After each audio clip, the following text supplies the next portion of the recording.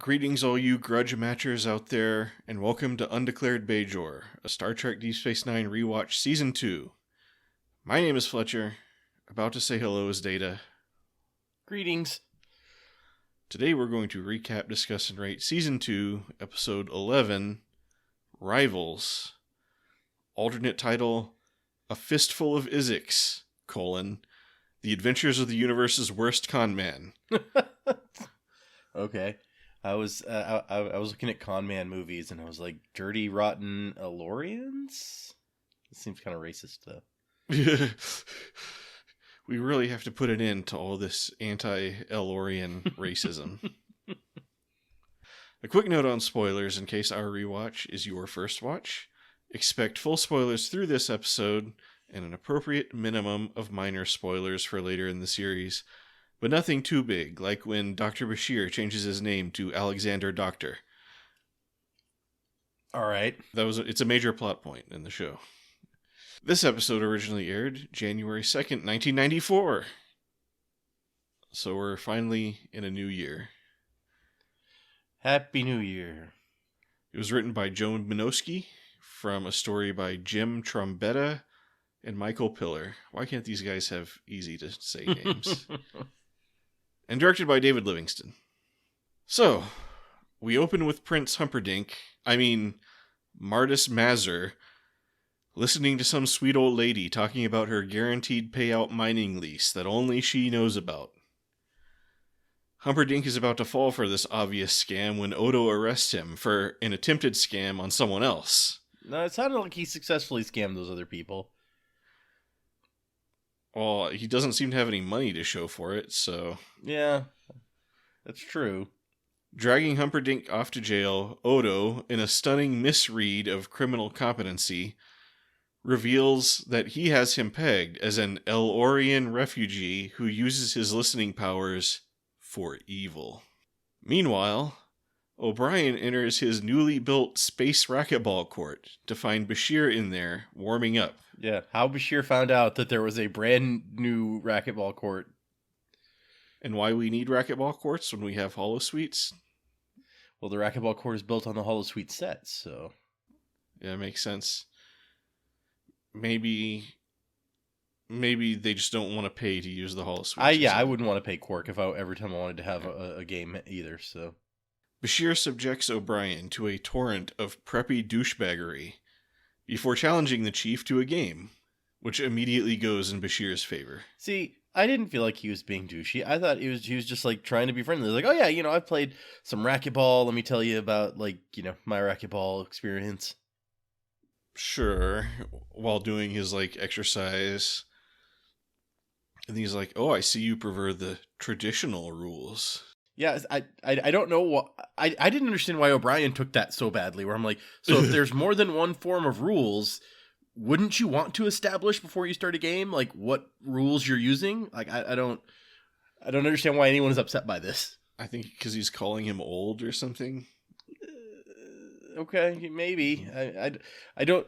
Given that racquetball rules are hundreds of years old, I don't think that it's being the traditional racquetball rule follower is gonna imply that you are in fact also 300 years old. Well, I don't know what the rules are on this court. There's crosshairs all over the place and angled walls. Isn't there usually a line you stand behind in racquetball? I've never actually played racquetball, so honestly, I had no idea that this was super abnormal until I was reading in here, and it was like, oh yeah, we tried to set up the racquetball court all spacey and futuristic looking, but apparently it didn't go that well because they added all these angles and stuff to this wall, sure. And so when they're trying to film the shots, Siddig El-Fadil is just like, yeah, we'd hit the ball and it would bounce off all these weird angles and you never knew where it was going to go. You couldn't predict it at all.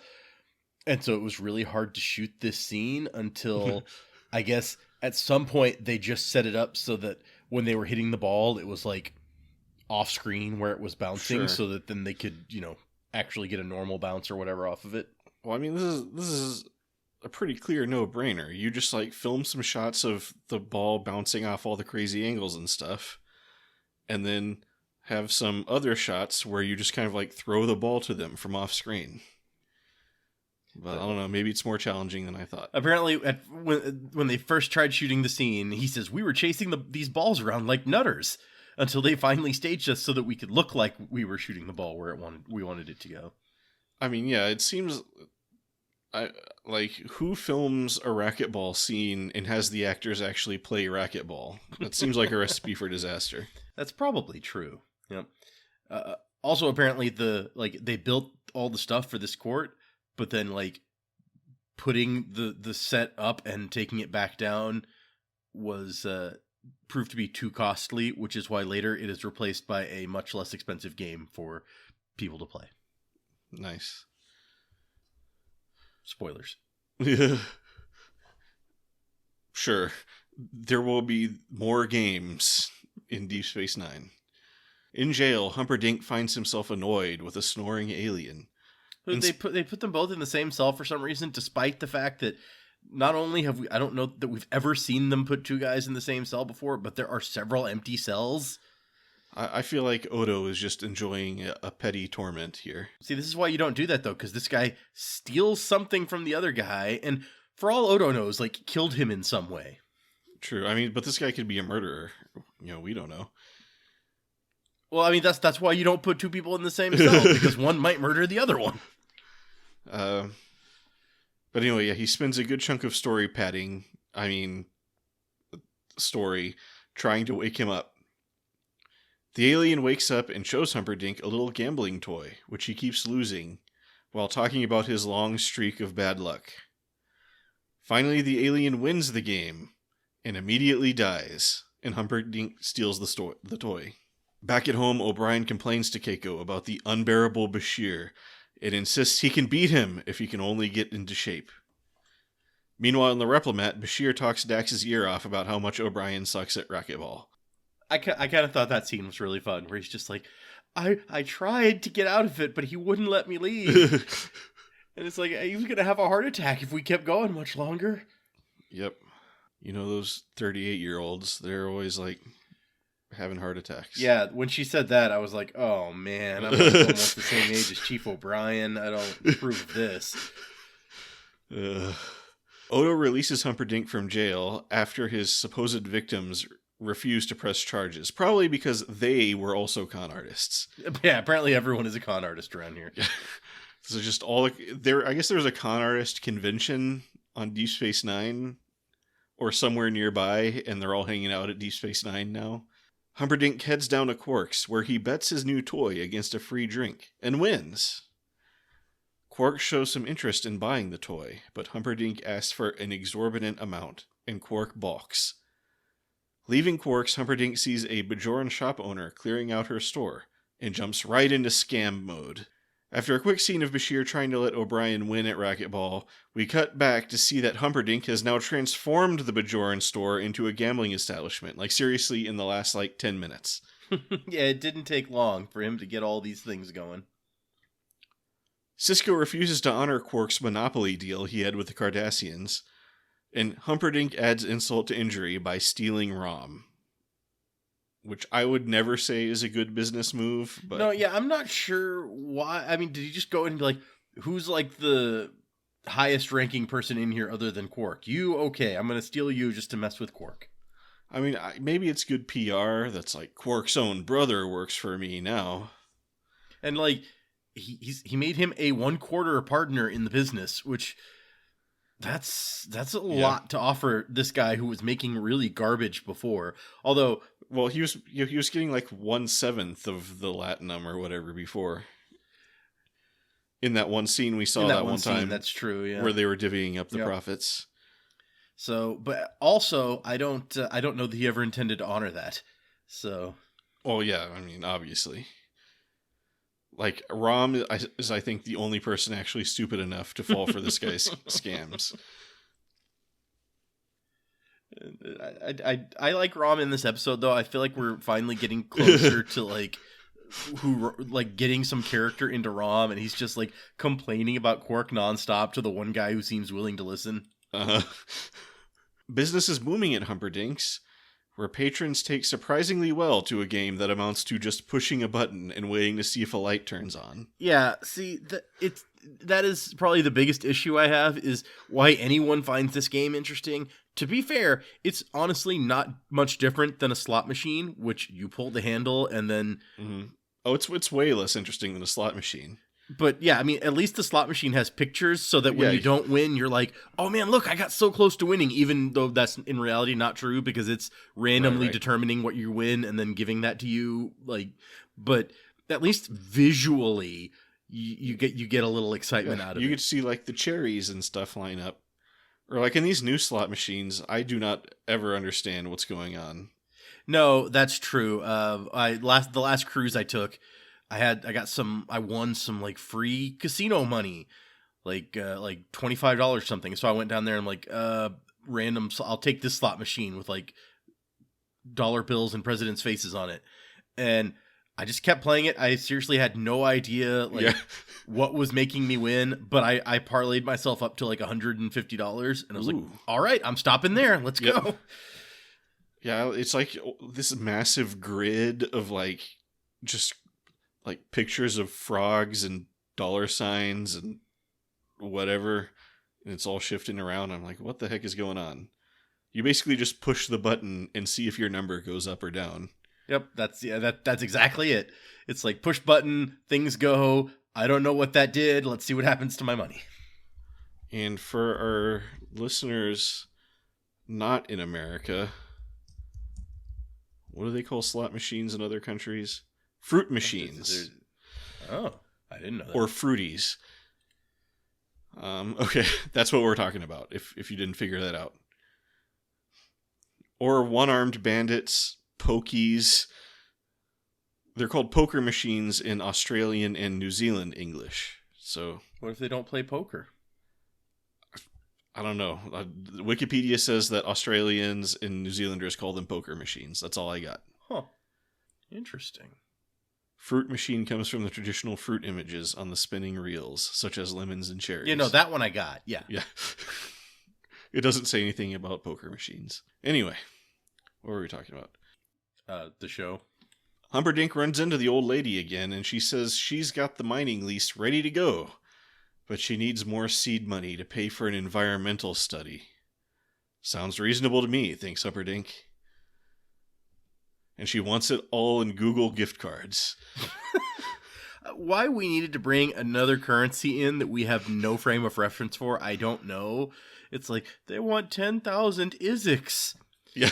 And then later we get like, he opens a small chest full of like, I guess, bars of latinum. And he's like, This looks like 10,000 Izix. And I swear it's like, I mean, those bars are pretty large. I think he could fit like 20 or 30 in there. So, which then later on, when they're talking about like, at the end of the episode, when he's like, I need this many Izix to leave the station. And I was like, I feel like Quark's giving him a lot of money, if I'm understanding the exchange rate between Latinum and Izix correctly. But it's hard to say because I don't even know that this currency ever gets mentioned again. So. Also, why are they suddenly negotiating in Izix? Yeah, exactly. Like, the guy has Latinum, and then Quark deals in Latinum. Is Izix just like another word for Latinum? I don't know.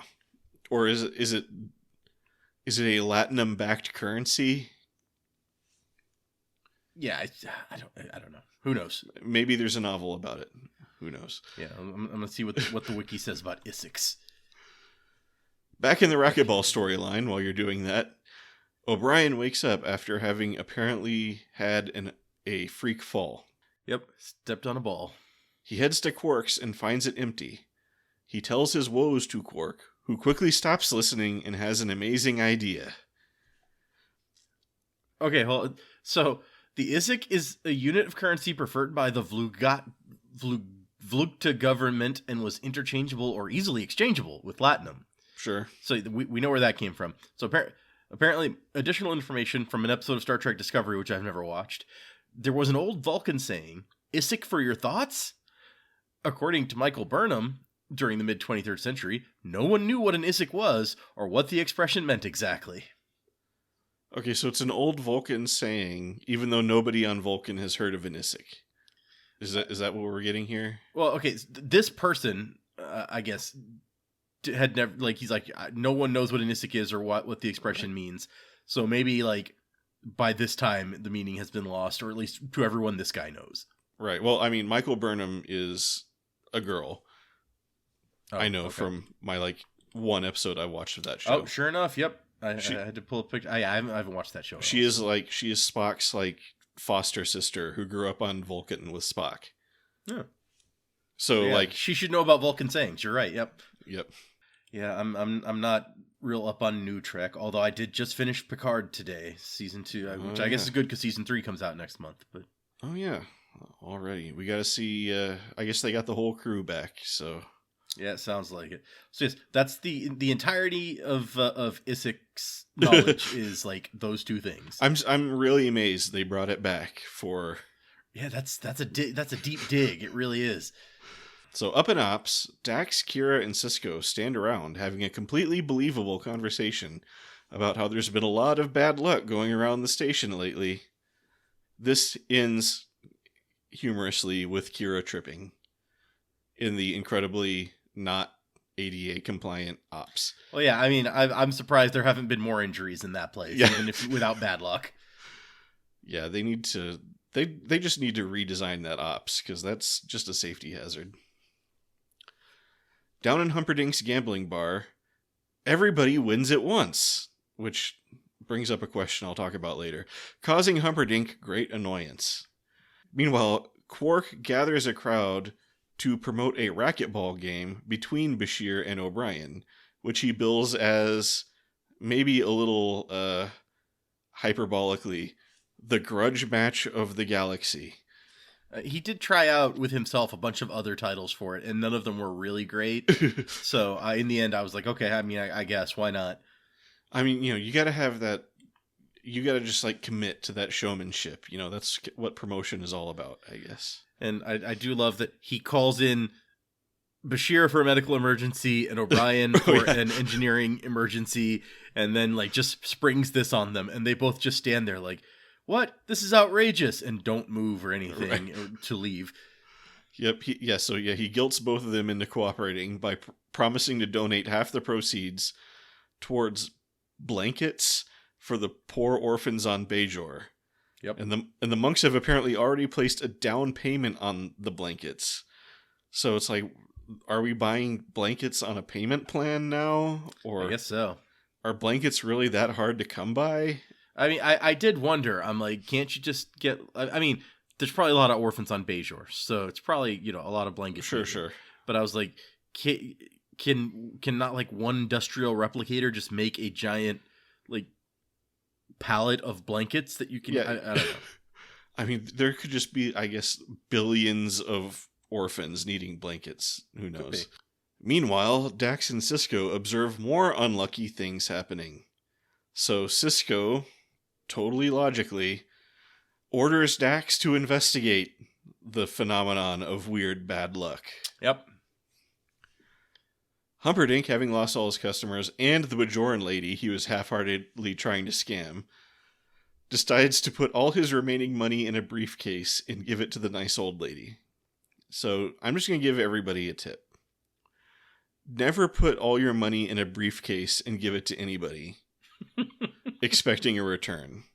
Expect that person will vanish off the face of the earth. Which she doesn't. Like, she was trying to scam somebody else later. I don't know what she did with all that money. Yeah, she got greedy. And a tip to con men everywhere. Don't con in the same place twice. Just sitting around in the same small space station, conning person after person. Yeah, apparently the exact same bar. So, before the grudge match of the galaxy starts, Keiko psychs up O'Brien, while Quark tries to poison Bashir. So, we're talking about the worst stuff Quark has ever done. I think this might be kind of up there. Well, okay. I agree that it was messed up to set up this game and then try to rig it. Uh-huh. But at the same time, I was like, I feel kind of bad that like everyone is betting on Bashir and no one is betting on O'Brien. And so I'm just like, oh. I can see why he's doing this, so that he will make some money and not lose tons of money. But yeah, it's kind of messed up. It is funny that Bashir is just like, yeah, I'm curious about this. Let me go and examine this stuff and just find out what's in it. He tries to. It's like the monks have this secret recipe that gives you vigor or whatever. Yeah, he's like, you got to drink the whole thing though. Drink it all down. One of the notes in here is like, one of the ingredients, if you like read it off the screen in the sedative drink, is dilithium flavoring extract. And I was like, oh man, dilithium flavoring. Everybody Sweet. loves dilithium flavor. Yeah.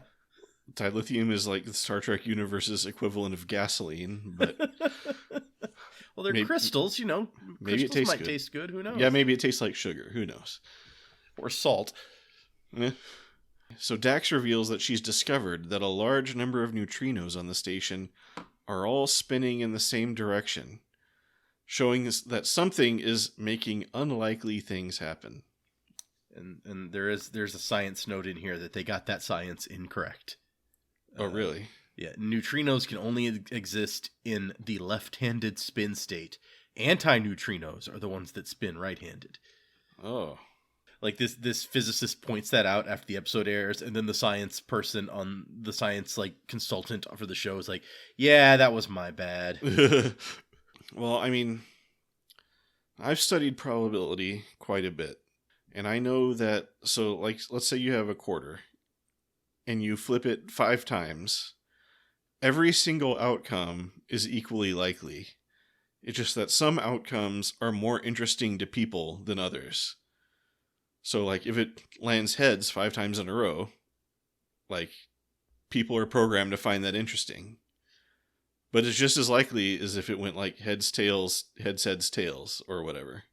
So I kind of wonder if these machines detect, random phenomena that are interesting to people and then make those happen. I don't know. I spent maybe a little too long trying to figure out the logic of these machines. Yeah, well, and from what I can tell, the writers and the people behind the show are like, yeah, we never were able to write this in a way where those machines and this whole luck thing made sense. Yeah. Yeah, they were unable to come up with a good science-y explanation. In fact, this quote from Ira Bear says, We brought the idea of random luck in a fit of needing to buy stories, which happens sometimes, but it never makes any sense. We never cared about it. It's too much to justify. So he's just like, yeah, we didn't care to make sense. It's fine. So the grudge match begins, and O'Brien takes an early lead. It soon becomes clear that the ball always bounces towards him, and never to Bashir. O'Brien stops to investigate, and they call in Cisco and Dax. Yeah, they always call the captain, just straight off. Especially O'Brien. O'Brien loves calling the captain for every little thing. Or the commander, I guess, but, Yeah, sure. But he's like, oh my gosh, I always catch the ball. Cisco needs to hear about this right now. Gotta get him in here. But luckily, Cisco and Dax were already investigating this. And they logically somehow connect it to the neutrino situation. So Dax follows the trail of spinning neutrino imbalance, but first, at some point, they apparently go back to get their phasers to Humperdinck's gambling machines. He explains to them that he doesn't know anything about them. He just scanned the little one and replicated some bigger ones.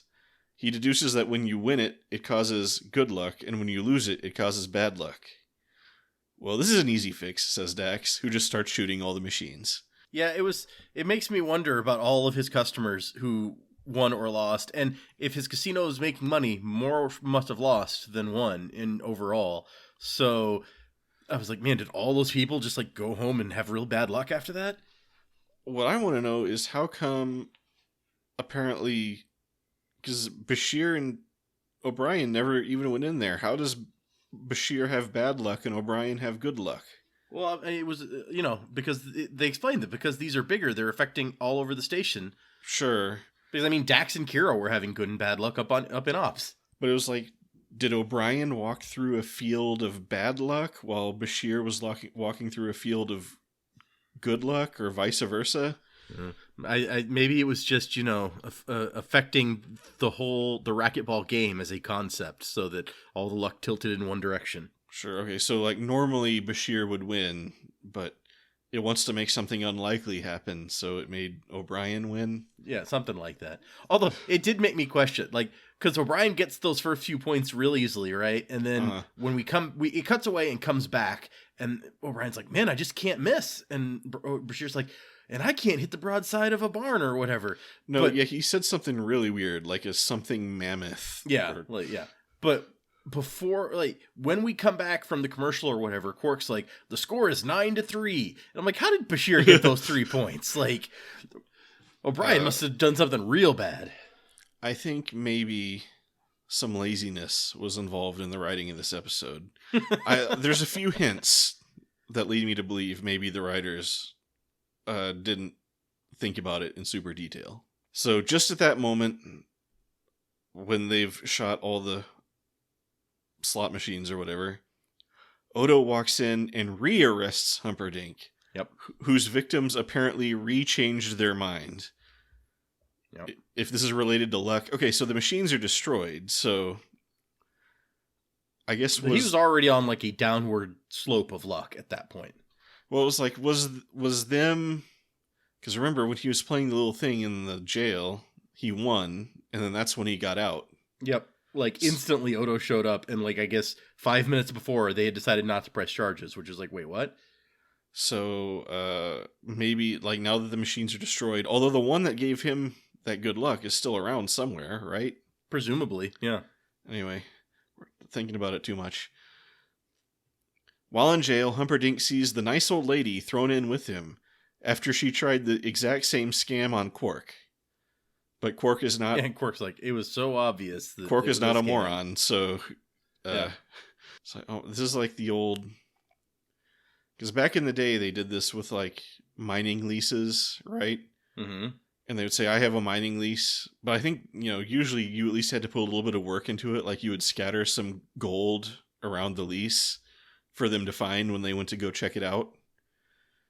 And then they'd come back and they'd be like, I want in on this lease. Yep.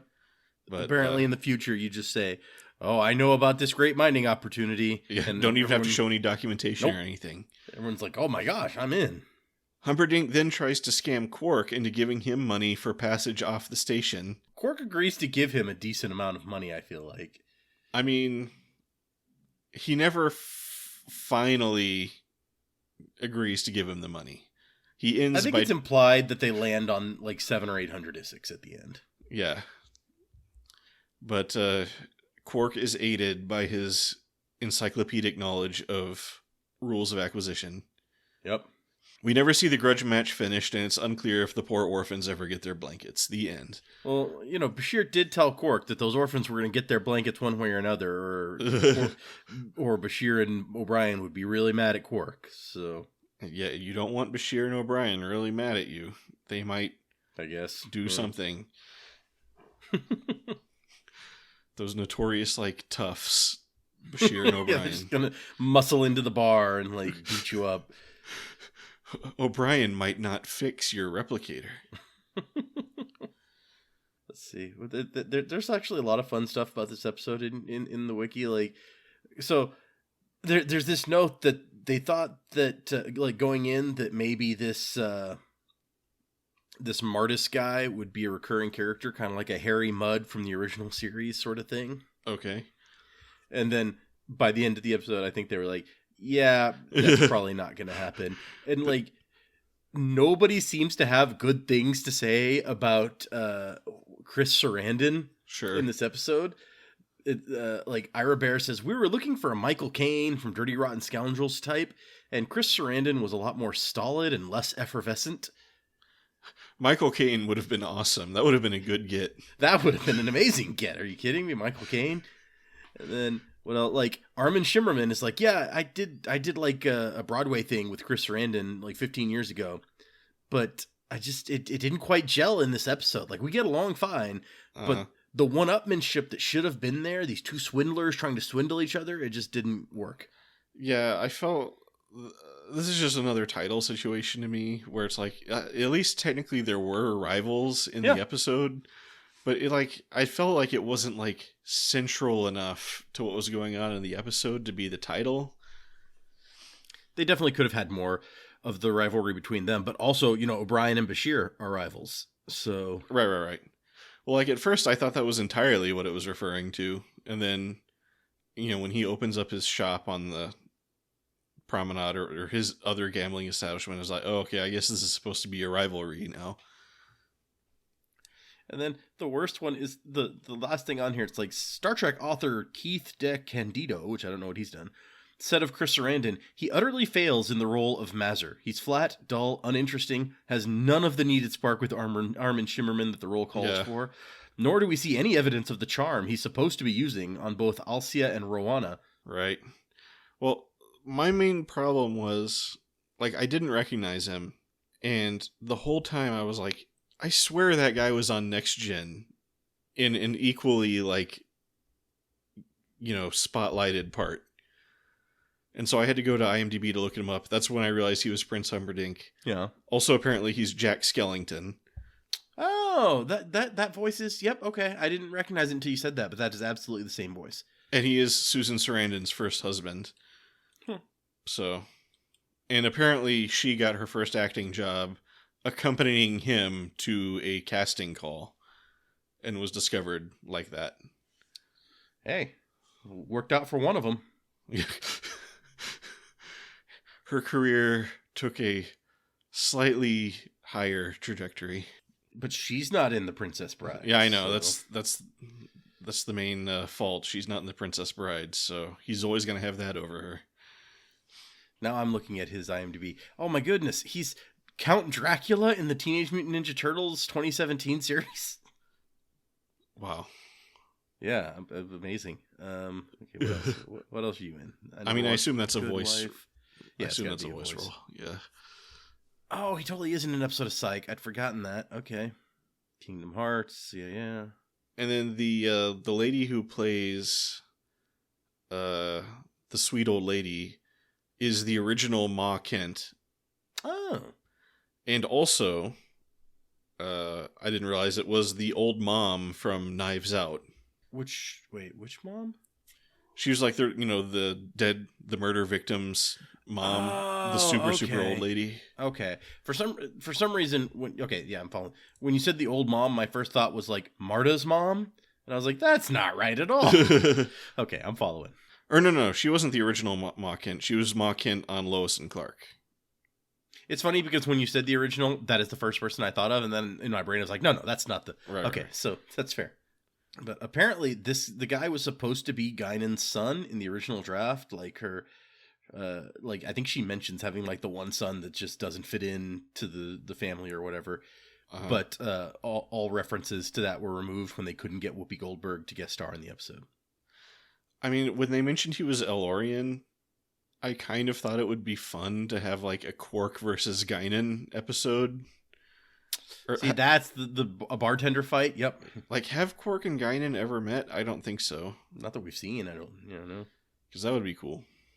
Yeah, and so like he's Elorian, so I guess he's a refugee of the whole like. I forget what the whole timeline was of that Next Gen. Like, it was later revealed that it was the Borg. Yeah, well, because we don't actually see that they're refugees until Generations, because like that's when they're on this like ship escaping from, and they hit the rift or whatever. The Nexus. Yeah, the Nexus. Sorry, and but I think we'd established that like she was getting away from her homeworld or whatever. I thought it was mentioned that that her people were a victim of the Scoopy Up aliens. The aliens who came and just destroyed stuff. I don't recall that, but it could be. It's been a while since... This could just be like my brain filling in some gaps. And then that was later revealed to be the Borg. Yeah, right. I was about to say, because that's later revealed to be the Borg, yeah. Yeah. I don't know. Let's see if I can find anything on this. I'm sure it mentions it on Memory Alpha. But yeah, so I was also wondering if, like, this guy was in the Nexus, or, like, did he get rescued by the Enterprise B or whatever? Maybe. I mean, I think there's probably more than one ship of refugees, so... Although, I feel... I don't know that we know... Since they encountered the Borg way before, our people did. I've always kind of assumed that their homeworld is like in the Delta Quadrant or something. I don't know that that's ever been said, but yeah, I mean, the whole thing in Generations really makes no sense because, like, they were the only ship nearby, but they were in the Earth solar system. They just left Earth or whatever. So yeah, so like this refugee ship from the Borg attack came all the way to Earth, and then all the other starships were like out. Yeah, I don't know. I just rewatched the Mr. Plinkett review of Generations. Yeah, he hammers that point pretty hard. Okay, so Guinan wasn't present when the Borg attacked. Okay. Okay, it says that there's information on this in 3 Next Generation episodes: Q Who, which would have been season 2, Ensign Ro, which is season 5, and Iborg, which is also season 5. So that must be, if it wasn't revealed before, it must be Iborg where that gets revealed. Yeah, I think she which would have been before now. Remember everybody was encouraging I forgot what it was. Like, everybody was encouraging Captain Picard to take Hugh in or whatever. And I think she was one of the one who's like, nah, kill him. Yeah, she she bitterly hates the Borg, and so I think she was like against it or something like that. Yeah. So yeah, it sounds okay from the note in here. It sounds like that Iborg is where you actually come in because where it starts discussing that the Elorians encountered the Borg. So that must be okay. The other details provided were that the species had been destroyed by the Borg during an attack which had taken place a few centuries prior. In the earlier produced episode Q Who, however, the attack is said to have taken place a century before the episode. So I guess it is mentioned there. Okay. But I mean, she must have been there for it. She was on that refugee ship that went into the Nexus. Yeah, okay. So in 2293... Okay, so being 100 years or so before Q Who sets it in like 2265 would be 100 years before Q Who. So mid-2200s. The Elorian refugees traveling to Earth was 2293. It says 415 Elorian refugees were traveling to Earth following their escape from the Borg on 2 ships, the Lakul and the Robert Fox. And only 47 were rescued, including Guinan and Dr. Soren. Right. Maybe there's some novels about this. Could be. Ironing out this very confusing timeline. And integrating Humperdinck into it. Yeah, you gotta get him in there. Yeah. But this was before Generations. It is worth noting. Because we just had Parallels air the same week as the last episode we did, so yeah. Okay, so here's the thing I'm wondering. So I guess these big probability machines spread their probability out or whatever. So do they affect each other? Is like that why they all won at the same time? Because they were all like interlocked in each other's like probability fields or something? I didn't even think about that. So is it like this crazy feedback loop? See, in my mind, that was just the beginning, like our first big example of like Martis Mazur's slide into like bad luck. Sure. And it was like just all connected to him somehow, but that doesn't make sense unless it really is all connected to that one handheld one, and that's like the lead machine. I don't know. Yeah, because like they all won, so that should be a bunch of good luck, right? But then, so does it like suck a bunch of luck from him to give to all the people who won? Yeah, I don't know. I think once again thinking too more than the writers thought about it. Did you ever see that episode of the X-Files? There's one where a guy has like inadvertent good luck superpowers. No, I don't think so. But it's like, when good luck happens to him, bad luck has to happen to someone else. Much like Hurley from Lost. I was reading about an episode of the X-Files today where a guy can't die because he like refused to look death in the eye. He forgot to look death, or he didn't forget, but like he turned away when death came for him. Yeah. Which I'd surprised more people don't try that. Yeah, I was about to say, wouldn't that happen to a lot of people, really? So he tries And also he gained the power to sense when someone else would die, I think. Yeah. It's like when he looks at somebody who's about to die, they're all like monochrome or whatever. So he like goes, he always follows like about to die people around with a camera, hoping to get a picture of death so he can die. And then Scully's about to die, and he like intercepts looking he's at like, death. Close your eyes, and then like gets the look instead, which I guess saves Scully. It makes me question whether like she is now the one who can't die. Yeah, in fan canon, this begins the Scully can't die myth, which is referenced a few times in the show. Oh. Like there's one... Oh, no. I think even earlier than that was the one where they meet the psychic who has the power to detect how people are going to die, which is a really great episode.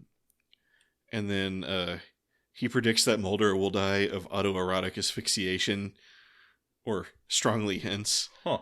And then Scully's like, well, how do I die? And he looks at her, he's like, you don't. Implying that Scully is going to live for eternity or something like that.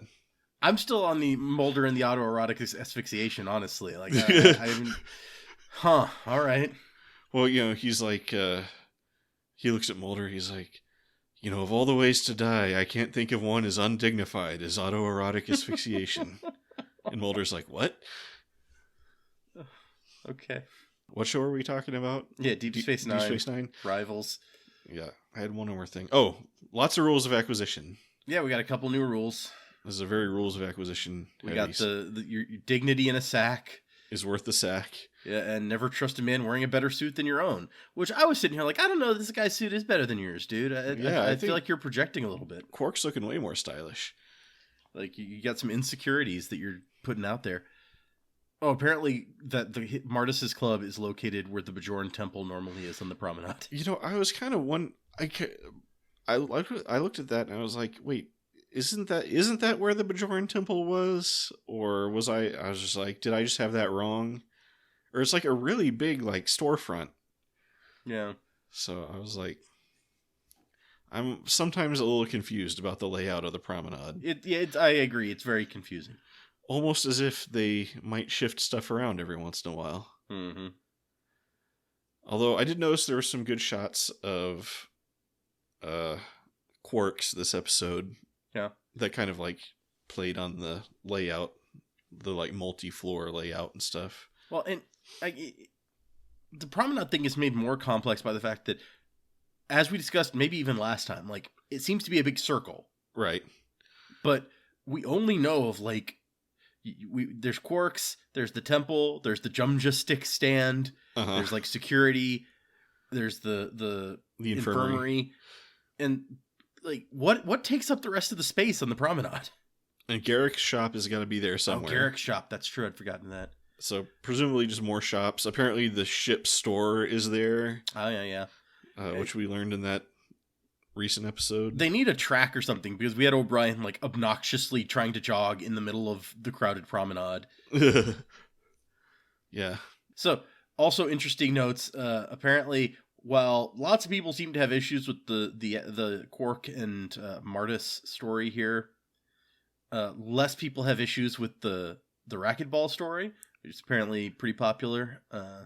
I thought it was cool in concept, where like just these two like regular dudes playing racquetball, and then Quark like trumps it up as like this ultimate grudge match.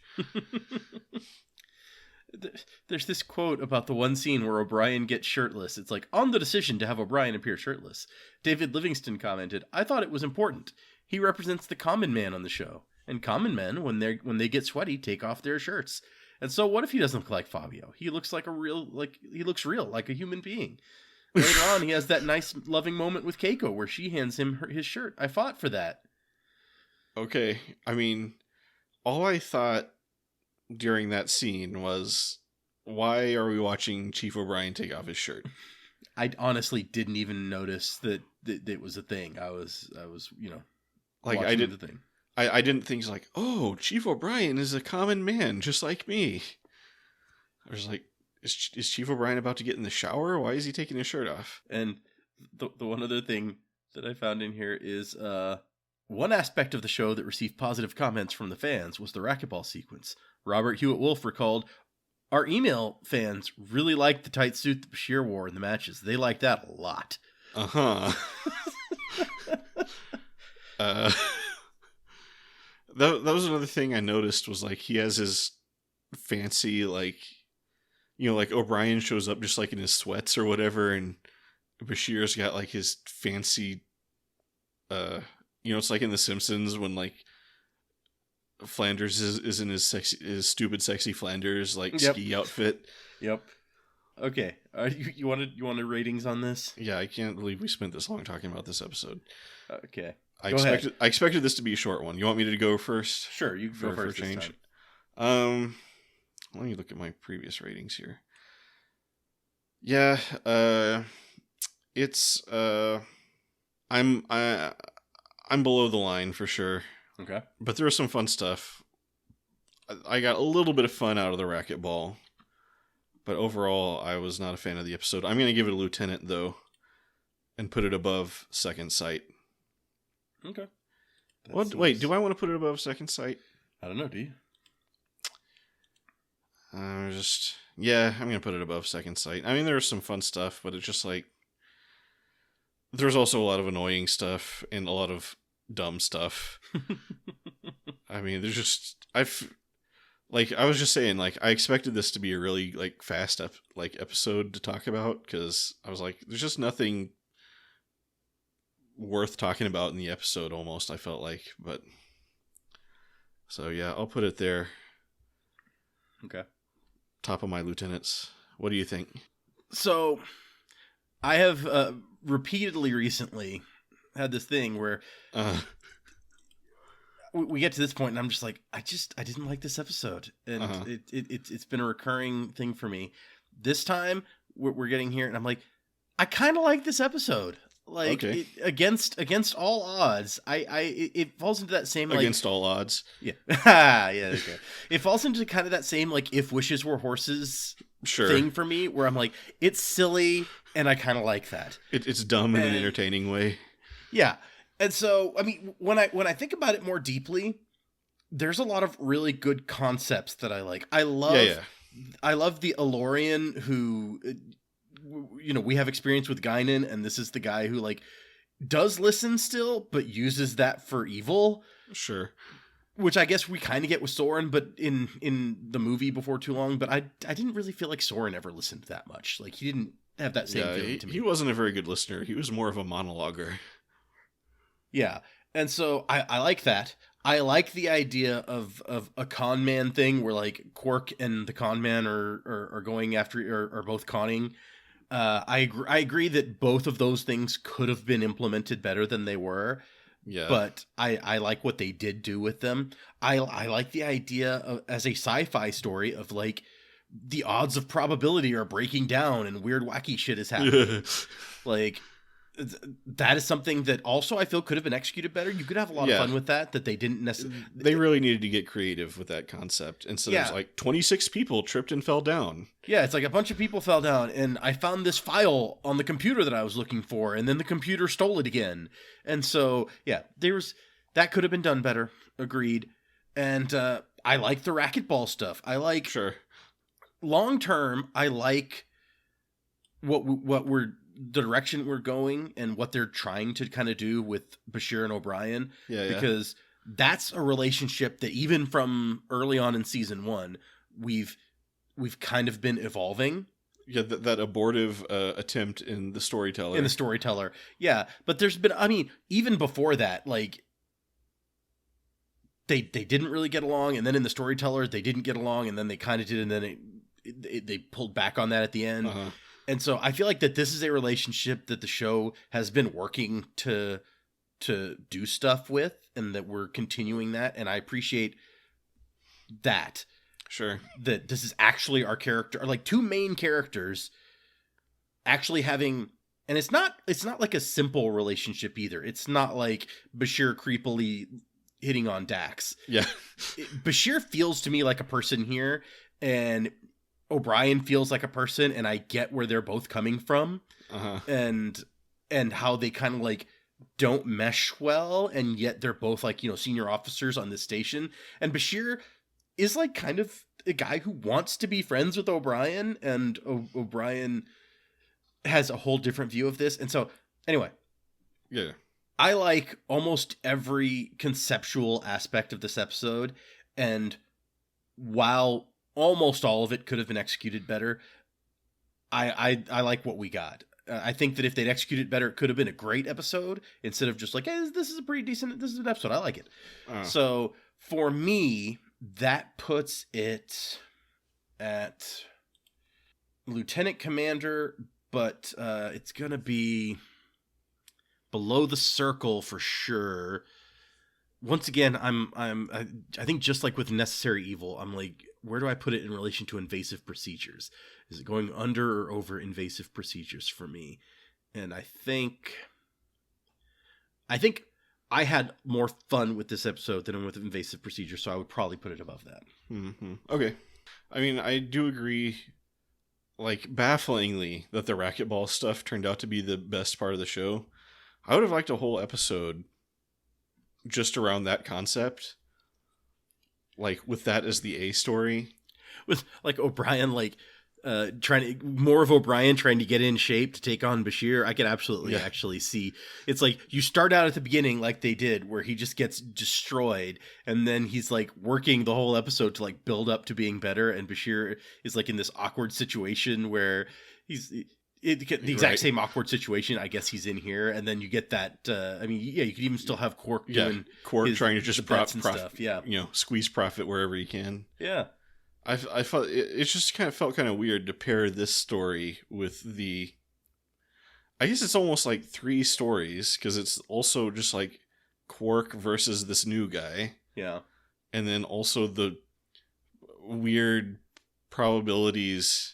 Even the weird probabilities thing barely played into the episode when you think about it. I mean, probably the game is where it played the most into the episode, honestly. Because it's like if you build up in that storyline to like the grudge match of the galaxy or whatever, and then you get there and things start going really weird, and that's probably the most effect it had on the entire story. Could be. Oh yeah, I could see what you mean there. Anyway, I think it's about time to wrap up, unless you have more X-Files episodes, or let's just that was a good tangent. X-Files episodes. And also, who's the girl from like Deadpool? Was it Deadpool 1 or Deadpool 2? The girl who had super luck. Oh, that's power. Deadpool 2. Yeah, that's Domino. Yeah. So that's the only other connection I can make. Anyway, the end. Where's my thing? If you made it this far, thank you for listening. Be sure to check out the description, where I occasionally put links to interesting things. I'm Fletcher, about to say goodbye as Data. Later. And remember, every once in a while, declare peace. It confuses the hell out of your enemies. Clean end. Stop.